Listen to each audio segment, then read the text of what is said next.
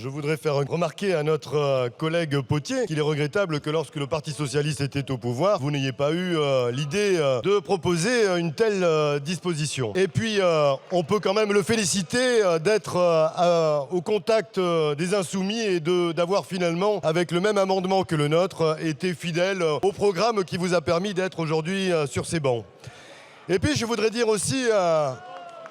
au Rassemblement national, il ne s'agit pas de limiter la rémunération des salariés les plus riches avec cet amendement qui pourront toujours gagner 10, 20, 50, 100 ou 300 fois le SMIC comme ça a été signalé. Eh bien, certains aussi diront que ça va être un motif de fuite de nos talents à l'étranger. Eh bien, là aussi, je pourrais les rassurer en disant que tous les Carlos Ghosn de France aillent en Chine pour essayer de trouver de meilleures rémunérations et il n'a pas à douter qu'ils finiront par se voir proposer un séjour en centre de rééducation par le travail. L'Observatoire des inégalités nous dit que 10% des salariés gagnent moins de 1 500 € par mois, le premier décile. Et le dernier décile, lui, est au-delà de 4 300 € par mois.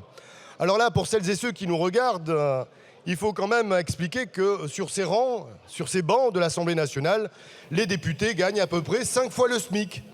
mais n'échappent pas pour autant au paiement des cotisations sociales. Eh bien, nous espérons que cette disposition continuera parce que pour montrer l'exemple à nos concitoyennes et concitoyens, il faut que nous continuions à payer les cotisations sociales que vous voulez bien souvent détruire parce qu'en appauvrissant la sécurité sociale, vous favorisez toutes les privatisations des services qu'elle rend